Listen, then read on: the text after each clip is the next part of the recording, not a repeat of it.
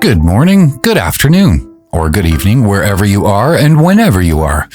And welcome to my podcast, The Devil and the Deep Blue Me, and I am your host, Rich Bruck. And I am so glad that you made it, and I'm glad to be a part of your routine, hopefully. And if you're new, welcome. And if you're used to this whole thing, then thanks for coming back. I appreciate it. So up till now, we have talked about the grind, about stubbornness, about relationships. And this week, I want to dive into something that, well, for me, has been one of the biggest sources of unexpected peace. It's the freedom of lowered expectations. And no, I don't mean giving up or settling. I mean something far more profound. Letting go of the rigid idea of how things should be and finding joy in how they actually are.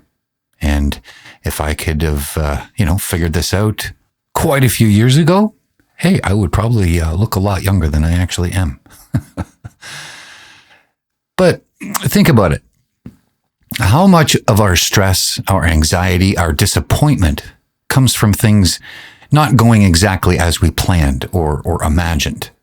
That job interview that didn't lead to an offer, that relationship that didn't turn out just like the movies, that song you released that didn't go viral. We build up these detailed scenarios in our heads, these perfect outcomes. And then when reality inevitably deviates, we feel naturally let down and frustrated and even angry. And for years, that was my default setting. I remember pouring my heart and soul into a particular project in my younger days, a band, a recording, a gig. I'd visualized the outcome, the packed house, the record deal, the critical acclaim. And when it didn't happen exactly that way, or when it flopped entirely, it felt like a personal failure, not just a setback, but a fundamental flaw in me, because my expectation was just so sky high, so rigid that anything less felt like absolute rock bottom. It's like walking into a dimly lit room expecting a spotlight and then being furious that there isn't one. It's a tricky concept to talk about, because it sounds like I'm saying don't have dreams or don't strive for excellence. And that is absolutely not what I mean. I'm a songwriter, a guitar player. I've spent my life striving. It's about the attachment to a very specific outcome, the kind of attachment that robs you of joy if things go even slightly off script. The idea is that you give your best effort, but then you detach from the perfect vision of the result. And that, my friends, that is where the real freedom kicks in. For so long, my expectations for my music, my career, even my personal life were often tied to external validation or very specific milestones. When I was a sidekick in a band, I might have had an expectation that this was the band that would break big, or this was the tour that would launch us into the stratosphere. And when it didn't happen, or when the band eventually broke up and I found myself starting all over again, deciding to take center stage with my own music in a last attempt to make something of myself, it was a painful cycle of hope followed by crushing disappointment. I remember one specific experience after releasing one of my first solo tracks, just under 2 years ago, actually. I had a really strong belief that, it was going to do well. I imagined it catching fire, getting picked up by a big playlist, maybe even getting some radio play. I put it out there, and of course, it found its audience. It got some streams, which was great, but it didn't explode. It didn't go viral. And for a few days, I found myself feeling kind of this weird emptiness. Not because the song wasn't good or because people didn't like it, but because it didn't meet my preconceived expectation of what success for the song should look like. And what I wish I knew then was that disappointment isn't a failure of reality. It's a failure of expectation. The universe rarely conforms to our carefully crafted mental blueprints. And honestly, sometimes what actually happens is better, or it leads to something better than what we rigidly had planned in the first place. The truly liberating thing I've learned is to put in the work, to create, to strive for excellence, but then to release the outcome, to appreciate what does happen, even if it's different from what you had imagined. And here's where it gets, kind of interesting. Once I started practicing this mindset shift, I noticed something unexpected happening in my creative process. When I wasn't so attached to a specific outcome for each song, I started taking more creative risks. I'd experiment with sounds or genres that, I might have avoided before because they didn't fit my rigid vision of what I would need to be successful. And you know what? Some of my favorite songs came out of those experiments that initially felt like detours from my master plan. There's this Buddhist concept called beginner's mind, approaching things with openness and without preconceptions, even when you're experienced. I think lowered expectations taps into something very similar. When you're not so invested in proving something or achieving a particular result, you're more present to what's actually happening. You're more likely to notice the unexpected beauty in a slightly off performance or the way a technical mistake leads to kind of a magical moment. You're less likely to dismiss something as wrong just because it wasn't, the way you planned it. I started applying this to everyday situations as well. Social things, going without any sort of expectations that I need to be the, most interesting person there, or that I need to make 5 new best friends. Instead, I'd just show up, curious about who I might meet and what conversations might unfold. And everything became, infinitely less stressful when I stopped going in with a mental checklist of how the evening or whatever should progress. Even something as simple as trying a new restaurant instead of having my heart set on the perfect meal. I'd go in open to whatever experience presented itself. The paradox is that when you stop demanding perfection from every situation, you often end up having better experiences overall. It's like the pressure valve. It gets released and suddenly there's room for spontaneity and for genuine connection or pleasant surprises. The energy you were spending on managing disappointment gets redirected toward actually engaging with what's right in front of you. I also see this pattern with my music students too in various ways. They might come in expecting to learn, a complex song in a week or to master a technique in a few lessons. And when they hit a wall, the frustration is immense. So what I try to help them reflect on is, what if the goal isn't perfect mastery by Tuesday, but the joy of the process, the satisfaction of improvement, however small, the simple pleasure of making the music? When they shift their expectations from perfection now to progress always, suddenly the whole experience opens up. The tension eases, and they actually learn faster because they're not fighting their own expectations.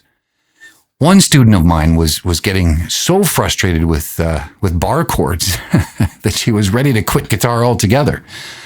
Her expectation was that after practicing for 2 weeks, well, she should be able to play them, cleanly and evenly every time. And when I suggested that she lower that expectation and instead focus on, just enjoy the process of strengthening your hand, something, and you could see it, something actually shifted. She stopped timing herself, stopped getting angry when her fingers didn't cooperate, and she just played. And then 3 months later, those bar chords were second nature. The pressure had been the enemy of progress all along. So the big reflection here for me is that the freedom of lowered expectations isn't about aiming low. It's about living high. It's about detaching your internal peace from external results. It's about recognizing that you can put your best foot forward, sing your heart out, write your best song, but then the rest is often out of your hands. And when you let go of that tight grip on the outcome, you create space for joy, for surprise, and for a much deeper appreciation of the journey itself, rather than just the destination. All right.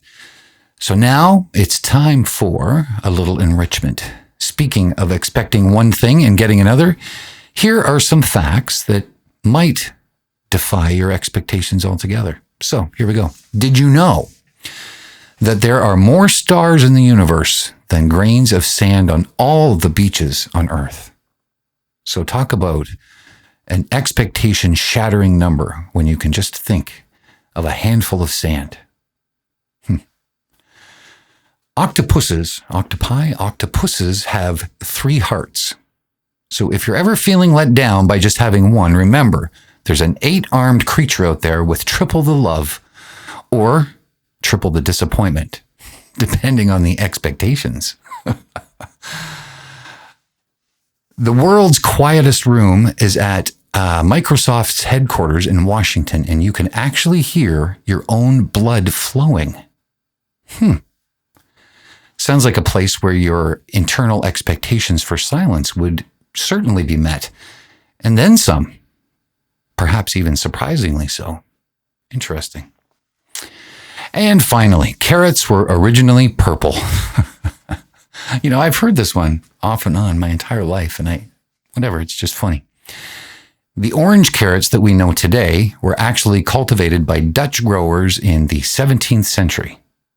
So imagine if you'd only ever seen purple carrots and then one day someone showed you an orange one. Well, that's a total expectation shift, isn't it? Sometimes reality is way stranger and a little cooler than our expectations are, or at least differently colored anyway.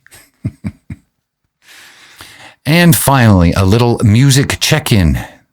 This week I've been working on a song that's really about the idea of finding peace in that unexpected.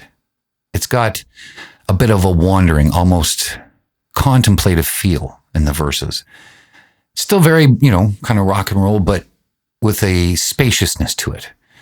And then the chorus just opens up with this sense of acceptance and freedom. And I'm calling it the unwritten score for now. Anyway, that's my idea. That's what I'm rolling with. The idea that life doesn't always follow the notes that you wrote for it. You know what I mean? Anyway, it feels good to just let the music breathe and evolve without forcing it into a preconceived box. That's a lesson I'm actually still learning, both in songwriting and in life. And speaking of things I'm working on, you can always check out all my music on any of your favorite streaming platforms. I would love if you did. I would love if you loved it. More than anything, it would make me happy to know that I'm making your next favorite song. So check it out if you get a chance, and hopefully you do find something. And again, I'll keep trying if I didn't quite make it. So the freedom of lowered expectations. It's not about giving up. It's about a profound shift in perspective. It's about realizing that your happiness isn't dependent on reality perfectly matching your mental script. It's about showing up, giving your best, and then letting go of the outcome. And trusting that whatever happens, you can find peace there. And that is a wish I knew that really transformed my whole outlook on things. Anyway, that is it, my friends, for episode 9. I thank you again very, very much for joining me today, and reminding you that your messages and your support, anything you want to send my way, is absolutely appreciated and loved and looked forward to. So keep it coming, and I'm definitely very glad to hear from you. You can reach me at Rich Bruck, or you can reach me at The Deep Blue Me on any of the places where you might be listening to this, or where you're checking out my music as well. It's all under the same little package. So next week, I'm going to talk about something crucial for personal growth.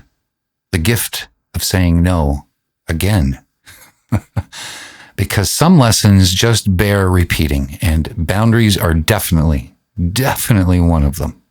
So until then, try to let go of one of your expectations this week and see what kind of freedom that you can find. And as you're doing that, as always, please have yourself a safe and happy week.